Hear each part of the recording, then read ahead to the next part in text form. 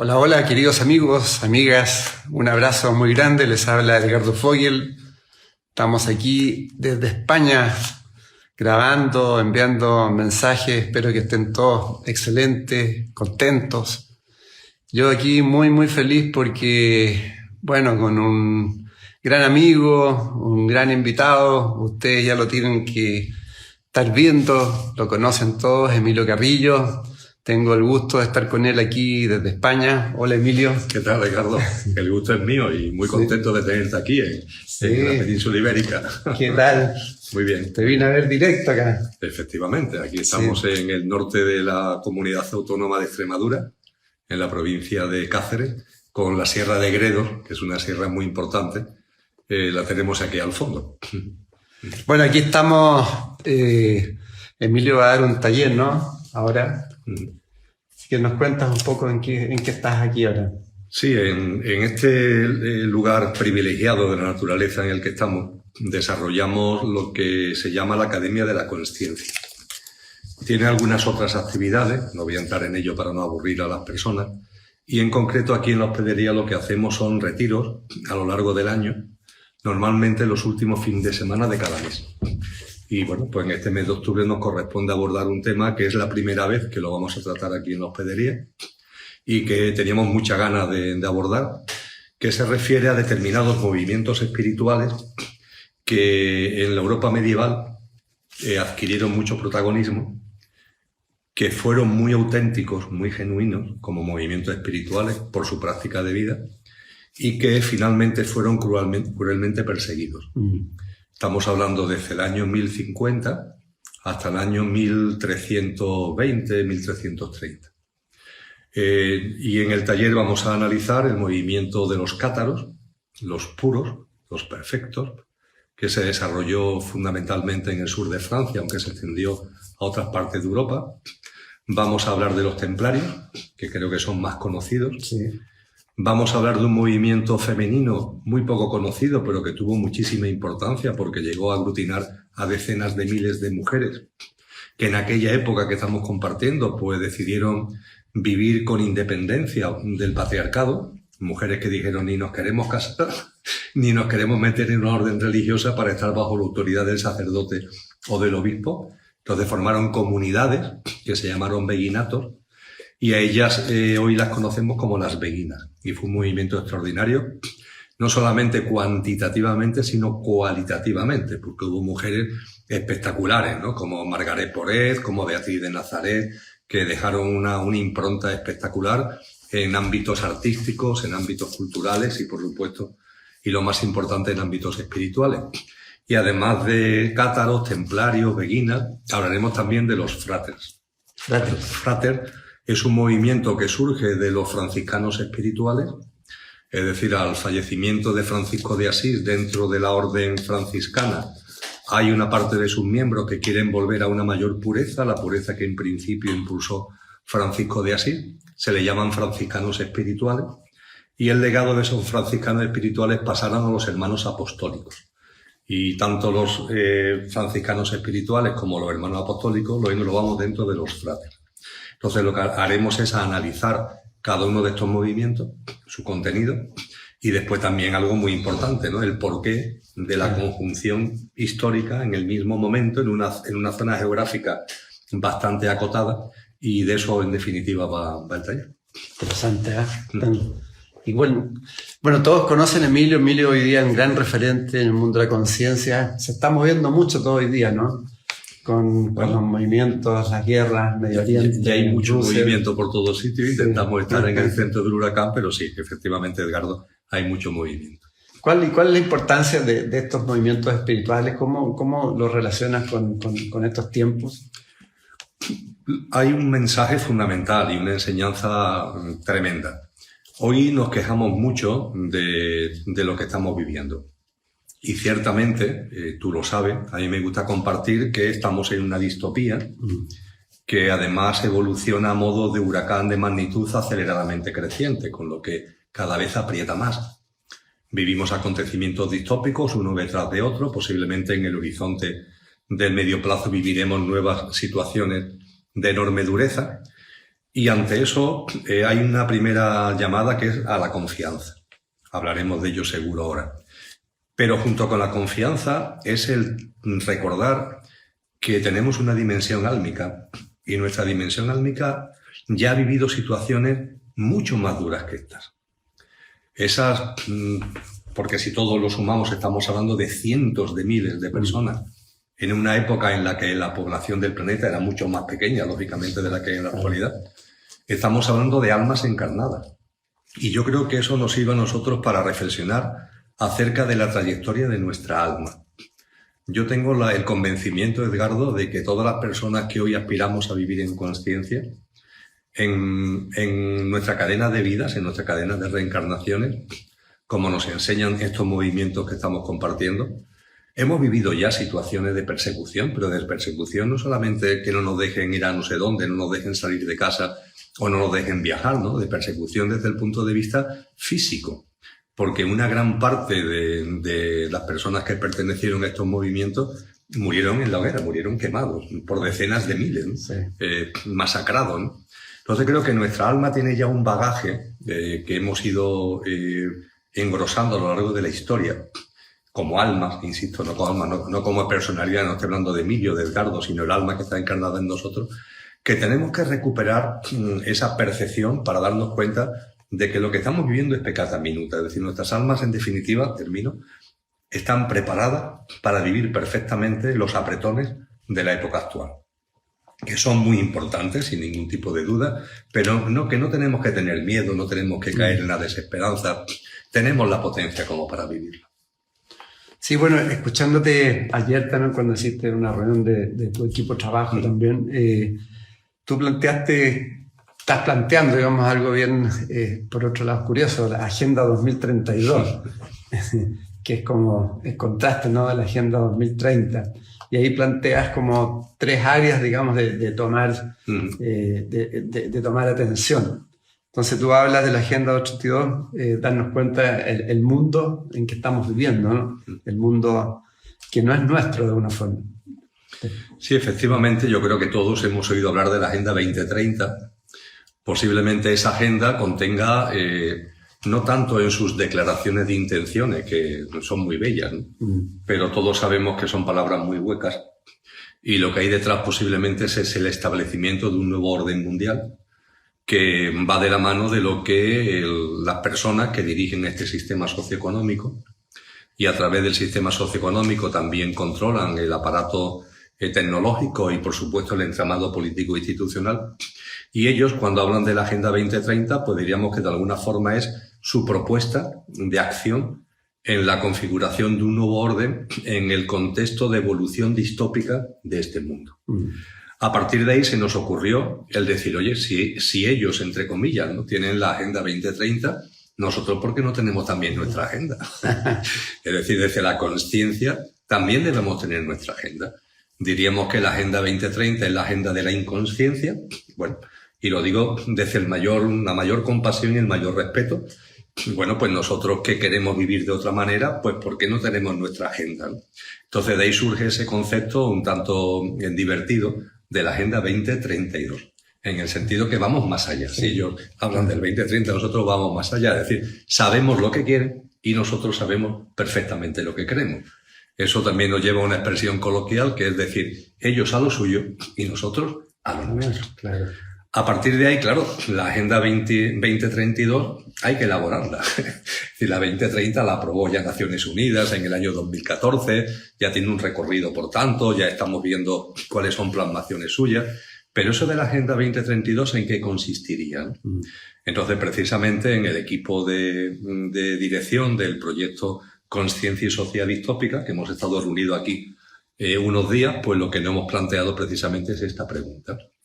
Y la pregunta creo que tiene una respuesta que es de puro sentido común. Es decir, estamos en una situación, en un mundo que tú, yo y muchísimas personas que están aquí con nosotros sentimos que no es el nuestro. Este mundo no es el nuestro. Esto funciona de una manera, responde a unos parámetros, tiene una dinámica que sentimos que no, que nosotros vamos por otro sitio. Bueno, pues entonces podemos llegar a la conclusión de que hay ahí un mundo, pero que no es el nuestro. Y que nuestro mundo es otro. Y a partir de ahí, ciertamente, se necesita desidentificarnos de ese mundo que no es nuestro. Yo creo que la mayoría de las personas que estamos en el ámbito de la consciencia nos hemos dado cuenta que tenemos que desidentificarnos de la personalidad para ser lo que genuinamente somos. Es decir, yo no soy Emilio.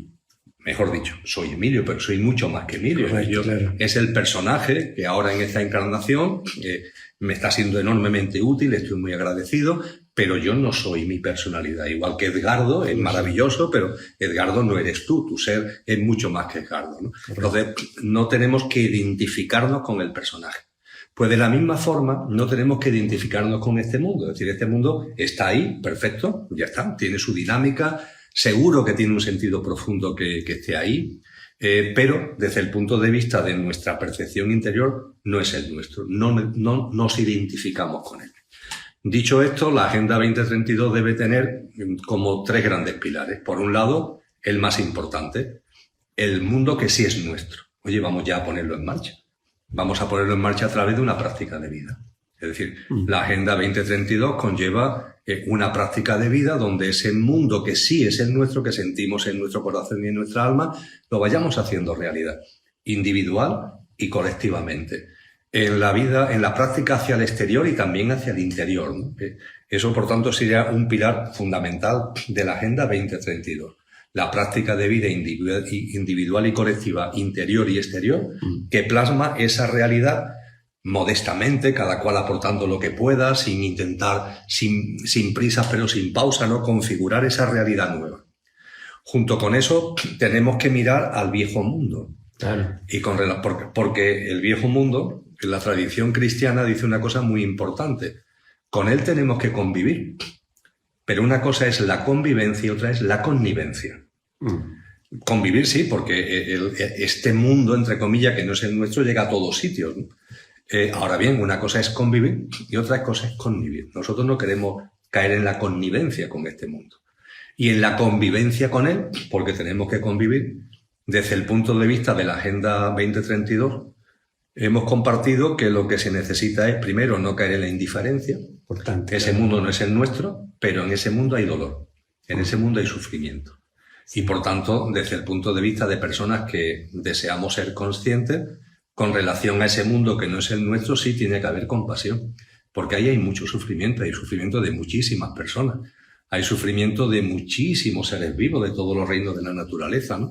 Entonces, la Agenda 2032, además de una práctica de vida individual y colectiva, de configurar poco a poco la nueva realidad, viendo esta realidad vieja, vamos a llamarlo así, sí tenemos que tener una actuación de paliar el sufrimiento, desde la compasión. Y la importancia de lo que tú hablabas, no ser indiferente, ¿no? Porque muchos dicen, no, bueno, yo no tengo nada que ver con esto y como que de hecho, no tenemos nada que ver con eso, pero sí tenemos que ver con el dolor que eso provoca. Es decir, si yo percibo que en un ser vivo, insisto, me da igual que sea un ser humano o sea un animal, ¿no? Este sistema caduco, ¿no? Este sistema que no es el nuestro está originando dolor. Yo no voy a pelear contra el sistema. Yo además, somos muchos los que nos damos cuenta que este sistema es tan absurdo que va hacia su propia autodestrucción. Es decir, no tiene ni pie ni cabeza. Es como una bola de nieve que está cayéndose y que parece que cada vez mayor, pero se va a romper en 1000 pedazos, ¿no? Entonces, ante eso no se trata de luchar, pero oye, una cosa es que yo no luche y otra cosa es que no haga lo que en mi mano esté, en la medida de lo posible, para paliar el sufrimiento, el dolor que ese mundo genera.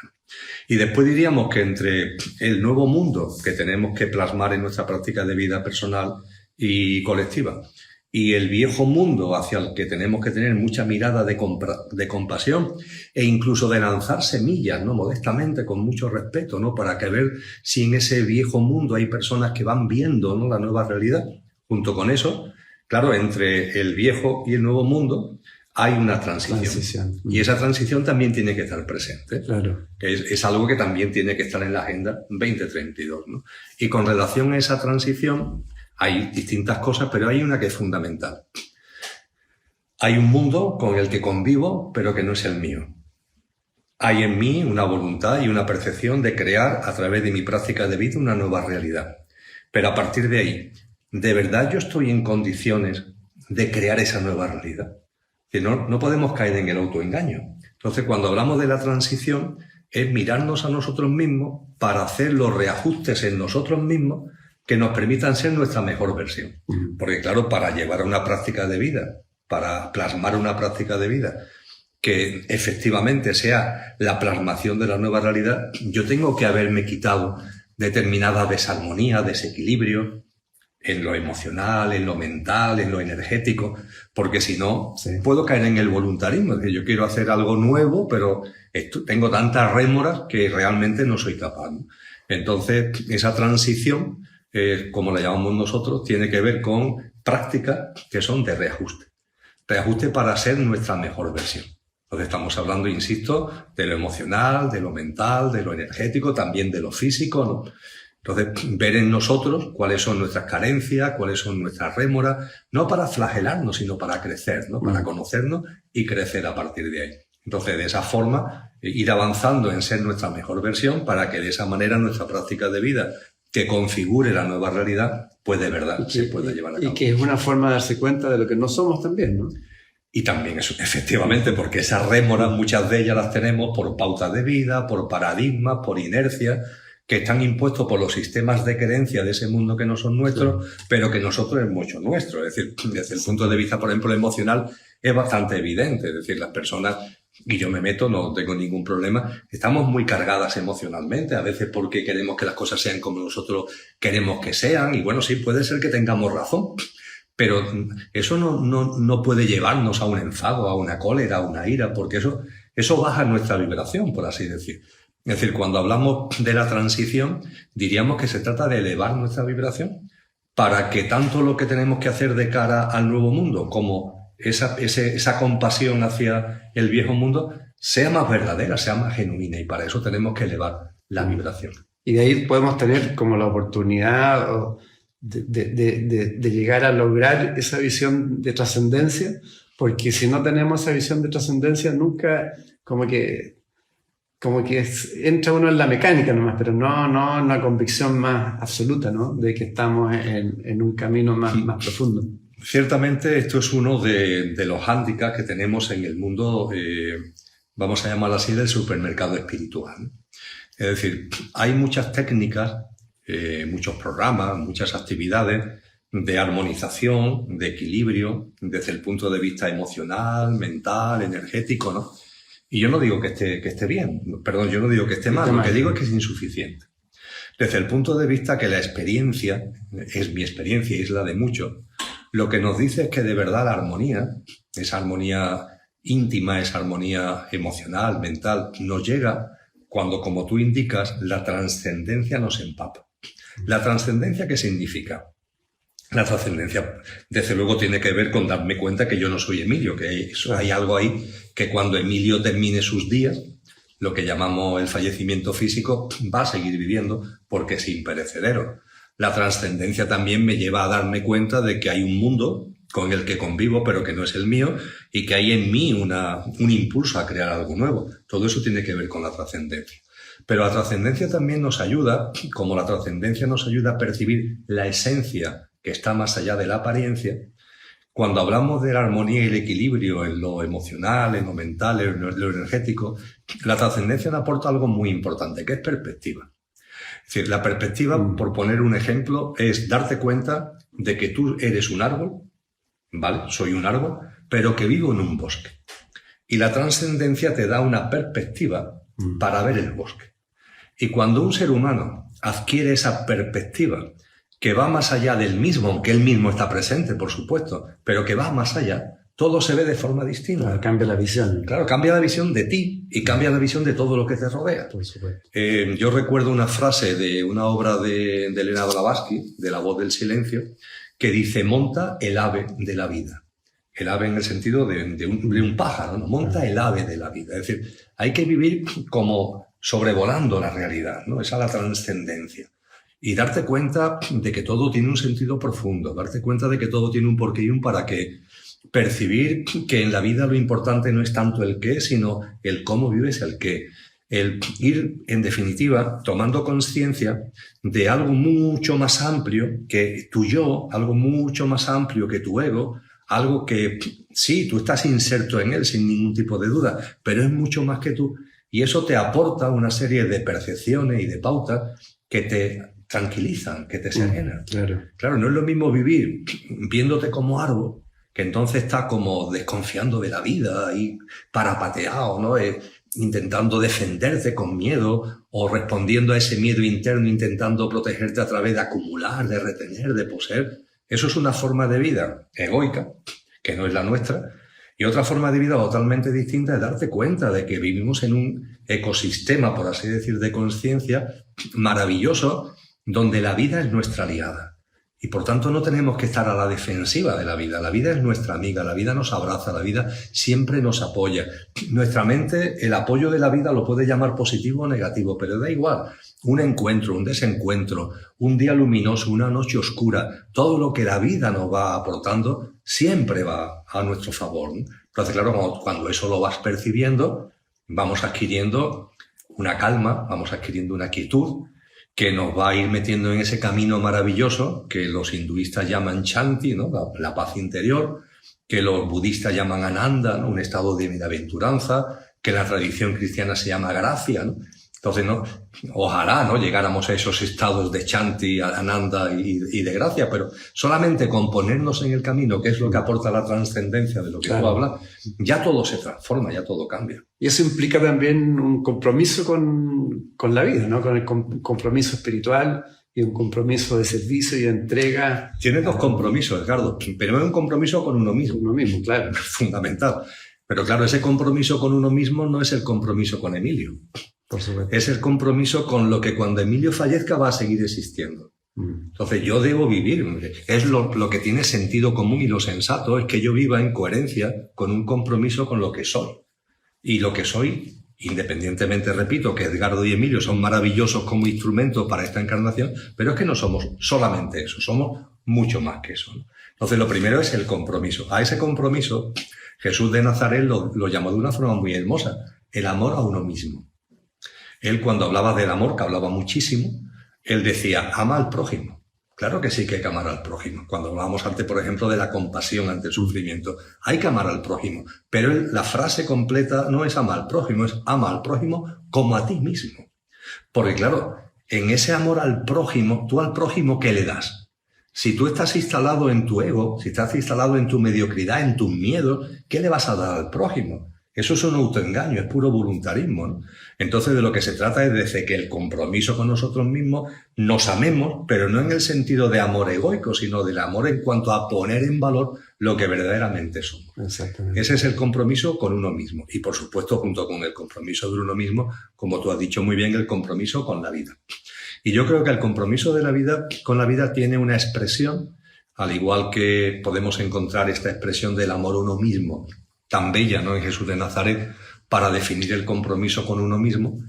Con relación al compromiso con la vida, el Premio Nobel de la Paz de 1952, una persona excepcional por muchos motivos, que fue Albert Schweitzer, él acuñó un término que yo hago mío, la reverencia por la vida. O sea, el compromiso con la vida tenemos que percibirlo en clave de reverencia. Esta humanidad tan desnaturalizada, tan alejada de los reinos de la naturaleza, de la madre tierra, es como si hubiéramos perdido la sensibilidad ante la grandeza de la vida que nos rodea por todos sitios. Nos rodea a nosotros seres humanos, pero nos rodea por todos sitios, ¿no? Es una de las ventajas que tiene este lugar en el que estamos, ¿no? Que, claro, la naturaleza te está gritando, ¿no? Te está gritando diciéndote, oye, obsérvame, ¿no? Mira mi belleza, ¿no? Pero es que esta belleza de este paraje, en una comarca del norte de la provincia de Cáceres, en la península ibérica, está por todos sitios. En tu tierra, que afortunadamente conozco, imagínate, ¿no?, la belleza, ¿no?, con la que la tierra entera te está gritando, ¿no? Y esa reverencia hacia la vida es una reverencia que nos afianza en la confianza. Nos afianza en la confianza. Y por tanto creo que el amor a uno mismo, compromiso contigo, y la reverencia hacia la vida, el compromiso con la vida, son dos pilares fundamentales. Ahora tú también te hacías la pregunta que uno debería hacerse. ¿Qué quiero yo realmente de la esencia en mi vida? O sea, empezar a profundizar en uno mismo también, ¿no? Es una pregunta muy práctica que ha surgido de la puesta en común entre los amigos y amigas que hemos tenido aquí estos días. Y efectivamente, ha llegado el momento de, sin autoengaño, vuelvo a utilizar ese término, que nos miremos y nos preguntemos cada uno de nosotros mismos qué es lo que yo quiero en esta vida. ¿Qué es lo que yo quiero?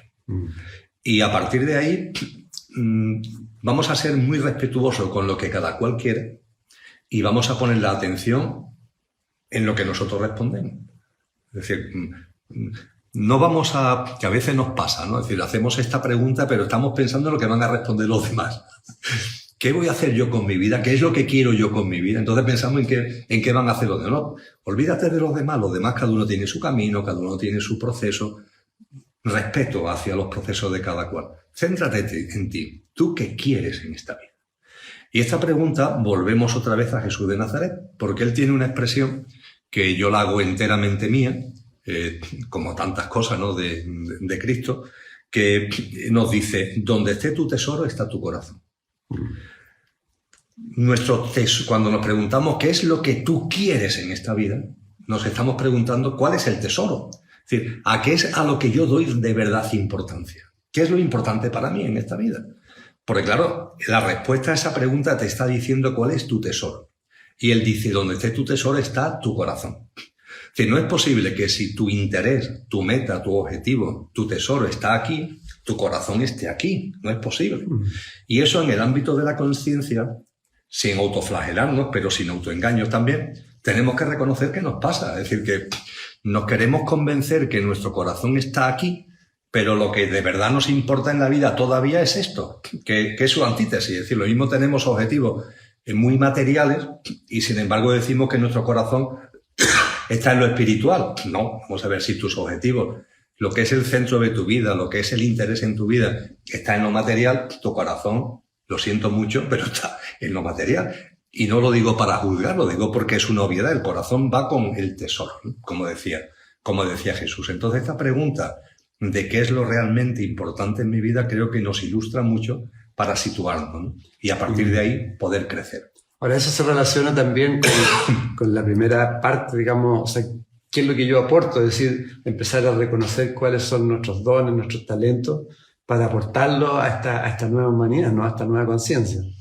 Es que en la medida en que podemos ir percibiendo desde el ser que somos, qué es lo que realmente pintamos aquí, claro, y a partir de ahí lo que deberíamos plasmar en la vida, pues nos podemos dar cuenta de que si estamos atinando en la respuesta, es decir, si de verdad estamos dando en la diana de que cuál es mi objetivo en esta vida, nos daremos cuenta de que nuestra alma ya nos ha dado las herramientas como para que eso sea posible.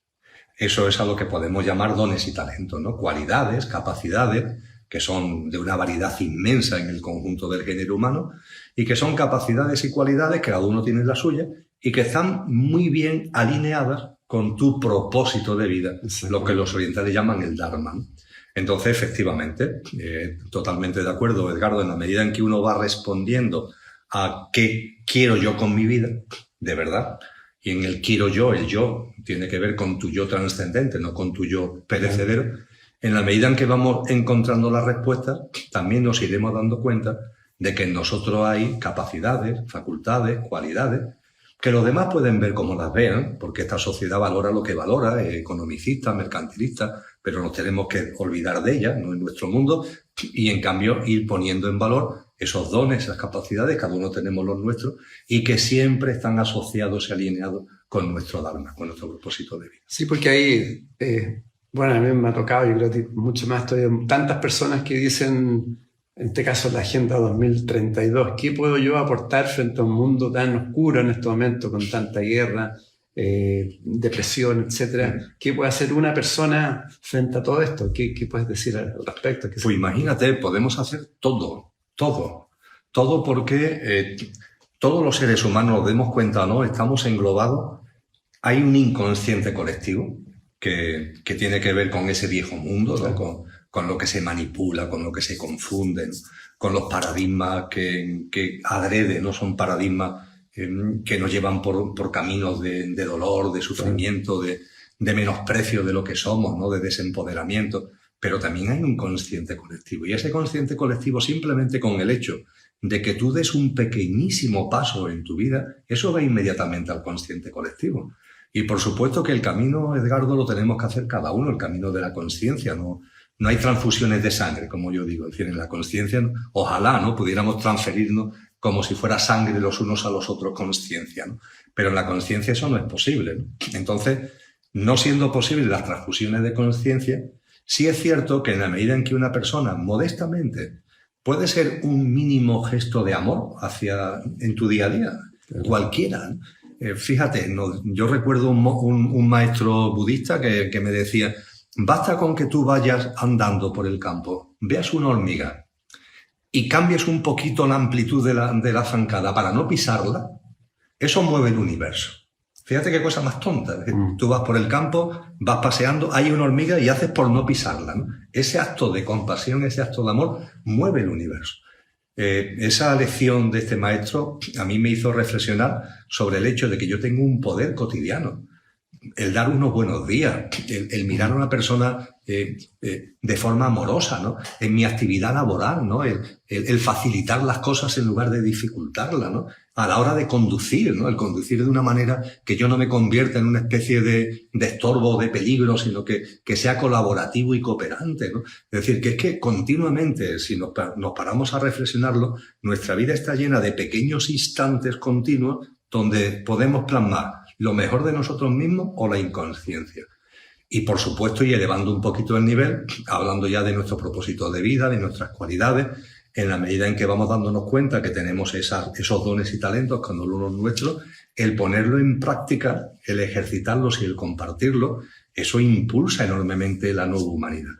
Entonces, yo creo que tenemos que, porque es una mentalidad del viejo mundo, ¿no? El viejo mundo es economicista, cuantitativista. Y como es economicista y cuantitativista, nos hace creer que hay que hacer cosas grandes, que todo tiene que ser grande, ¿no? Y que si no es grande, no vale. Eso no es verdad. En el mundo nuestro, de verdad, que es un mundo de la trascendencia, de la espiritualidad, la cantidad tiene significación, sí, pero lo más importante es la calidad. Y la calidad es la vibración, y la vibración tiene que ver con la compasión, con el amor, ¿no? Entonces, insisto, hay tantas cosas en nuestro día a día que podemos hacer desde la inconsciencia o desde la conciencia en nuestro ámbito laboral, en nuestro ámbito familiar, ¿no? Hay personas que me dicen, se quejan mucho, ¿no?, de la élite, ¿no?, que domina el mundo. Bueno, ahí están. Y yo siento compasión hacia ellos, fíjate, porque se están arruinando álmicamente, ¿no? Pero oye, ya que tú criticas el dominio y el control, ahora que tú en tu hogar no practiques el dominio y el control, es decir, porque a veces tú criticas lo que se hace a lo grande ahí, claro, pero después tú en tu ámbito pequeño lo llevas a cabo. Entonces, tratar a nuestros seres queridos, tratar a nuestro ámbito familiar, a nuestro ámbito de amistad, a nuestros compañeros de trabajo, a nuestros vecinos, a la gente con la que te vas cruzando por la calle, a las personas con las que coinciden en el transporte público, simplemente con una mirada distinta, una mirada. Yo diría que, fíjate, solamente el mirarlo transforma. ¿Verdad? Solamente el mirarlo. Entonces, cuando nos quejamos de que ante este viejo mundo con el que tenemos que convivir, ¿qué podemos hacer para...? Nos estamos quejando a veces porque todavía hacemos nuestros los paradigmas de lo viejo. Si realmente empezáramos a integrar los paradigmas de lo nuevo, nos daríamos cuenta que tenemos 1000 oportunidades cada hora de plasmar esa nueva realidad. Toda la razón, ¿eh? Hay que estar más optimista, ¿no? Más optimista y más comprometido, y más centrado y más responsable, ¿no? Un poco más de casi todo. Estaba viendo que has sacado varios libros, últimos libros, ¿eh? Si quieres. Tienes el de los templarios, Sabiduría de Dios Escondida. ¿Cuántos libros ya llevas? Pues vamos a ver, el último que ha salido ahora, salió la semana pasada, es el 78. Y se llama El universo según la astrofísica y la espiritualidad. Esos libros, Edgardo, son consecuencia de la labor cotidiana. Sí. Es decir, por ejemplo, aquí donde estamos, ¿no?, estos encuentros que tenemos mensuales, son encuentros que tanto mi esposa Lola como yo preparamos concienzudamente. Es decir, aquí no venimos a pasar el rato. Damos un material que son muchas decenas de páginas, que está muy elaborado. Entonces, claro, la preparación de los materiales para la Academia de la Conciencia y también para los encuentros mensuales que realizo a través del Rincón de Kiko, donde también se hace lo mismo. A cada persona que participa se le da un material, porque además el texto escrito es importante, además de los vídeos, consideramos que es importante. Entonces, claro, en la medida en que todo eso se va generando, los libros después son la derivación lógica, es el océano donde se embocan los ríos, ¿no? Que a través de los retiros, a través de los encuentros mensuales, vamos generando. Y este último libro, que lo ha editado la editorial Consciente, es un libro del que estamos muy contentos, porque soy muy breve, no por hacer publicidad, sino por lo que es la conclusión básica, que es lo que llama a leer el libro. Y es que nos planteamos una idea, Edgardo, fíjate. Cuando hablamos de Dios, estamos hablando de un concepto mental. Por eso no utilizamos en el libro el nombre Dios, hablamos del universo.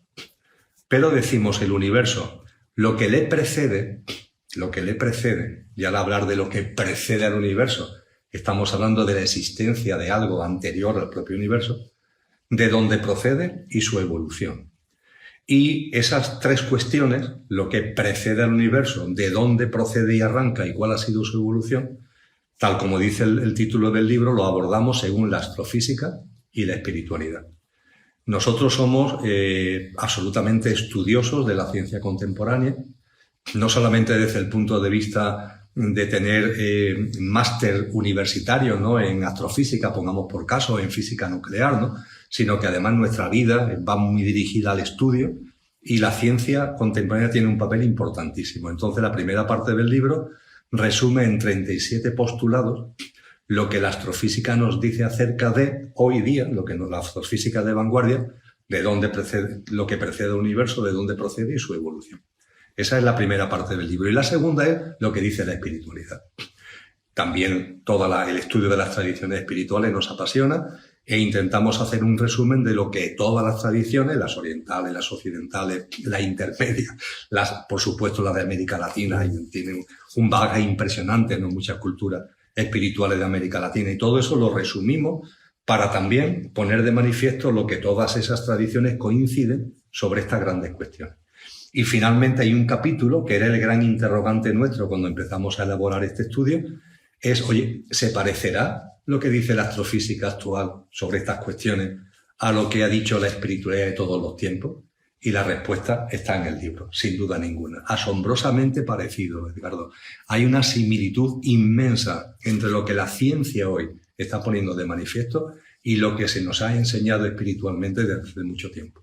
Y la verdad es que a nosotros, cuando llegamos a ese punto del libro, que estamos ya en condiciones de hacer la comparación, nos emocionó, nos llenó de alegría y, por supuesto, también nos llenó de confianza en cuanto que nos damos cuenta que esa ciencia que había caído en el materialismo está quedando atrás. Aunque el viejo mundo insista en el materialismo, ahí mismo, en ese viejo mundo, a través de lo científico y demás, ya hay cantidad de instrumentos y de herramientas para darnos cuenta de que no, que hay una realidad mucho más maravillosa, que no somos un árbol ahí absolutamente perdido y olvidado, ¿no? Que somos un árbol, pero que estamos en un bosque genial y que este bosque tiene sus ciclos, tiene sus movimientos, tiene su evolución, que todo va siempre a nuestro favor, que aquí nada va en contra de nada, que esto no es selección, sino que esto es cooperación, que esto no tiene que ver con la competencia, sino que tiene que ver con el amor, etcétera, etcétera, etcétera. La verdad es que estamos muy contentos. Bueno, eso es parte de la Agenda 2032, ¿no? La un integración de la ciencia con la espiritualidad. Es lo que desde siempre los maestros nos han dicho, es decir, que filosofía, ciencia y espiritualidad pertenecen a lo mismo. De hecho, recuerdo ahora que en uno de los tres grandes postulados de Elena Blavatsky de la Sociedad Teosófica es ese, el darte cuenta de que ciencia, filosofía y espiritualidad, si de verdad lo son, van de la mano. Pero cada día hay más científicos, médicos y todo que están teniendo ya una visión mucho más holística, ¿no? Por ejemplo, en las experiencias cercanas a la muerte. Por ejemplo, es solamente un ejemplo, un botón de muestra. Pero, por ejemplo, la experiencia cercana a la muerte, que hace un tiempo, no hace mucho, la ciencia, entre comillas, lo consideraba una alucinación y una tontería como fruto, yo qué sé, del problema médico o del medicamento, ¿no? Hoy día ya hay muchos médicos que son los primeros en decir, no, mire usted, yo estoy trabajando en la UCI de un hospital, llevo años trabajando y yo ya puedo atestiguar que aquí pasa, que esto pasa. Claro. Y que esto no es un tema de una alucinación, ¿no? Aquí hay unos patrones que se repiten, hay unas experiencias que además el que la vive le transforma desde el punto de vista de la trascendencia. En fin, pongo este ejemplo de la ECM porque es un campo en donde la neurociencia, la neurozoología ha entrado últimamente de una forma potentísima para decir, no, mire usted, aquí hay algo más. Y además porque tú lo experimentaste. Bueno, quizá por eso lo he puesto como botón de muestra, porque cuando yo lo experimenté, que no hace mucho tiempo, que fue en el 2010, era una especie de cosa rara, ¿no? Y hoy, sin embargo, tenemos cantidad de estudios, ¿no?, surgidos de ámbitos científicos que dicen, ojo, aquí hay algo. Ya, querido Emilio, si quieres las últimas palabras positivas, constructivas que siempre entregas. Bueno, creo que el diálogo que hemos tenido es muy constructivo y lleno de confianza, ¿no? Yo creo que lo que tenemos que ser conscientes, amigos y amigas, es que la situación desde el punto de vista del viejo mundo con el que convivimos es difícil. Y lo va a ser todavía más. Ya está. Y que no tengamos ningún problema, porque es esa bola de nieve que se va a dar el trastazo. Y a partir de ahí que nosotros pongamos todo nuestro empeño en no ser indiferente ante el dolor que hay en ese mundo, por favor, no ser indiferente. Segundo, transición hacia el nuevo. Vamos a intentar elevar nuestra vibración, a ser lo mejor de nosotros mismos, y a partir de ahí vamos a desarrollar una práctica de vida que desde la sencillez y desde lo cualitativo, no las grandes cosas, desde lo cualitativo, precisamente sea la plasmación de esa nueva tarea. Y ya está, y para adelante con mucha fuerza, y nos veremos, yo creo que dentro de no mucho, en la nueva humanidad. Muchas gracias, Emilio. Gracias. Muchas gracias a todos, amigos. Hasta una próxima oportunidad.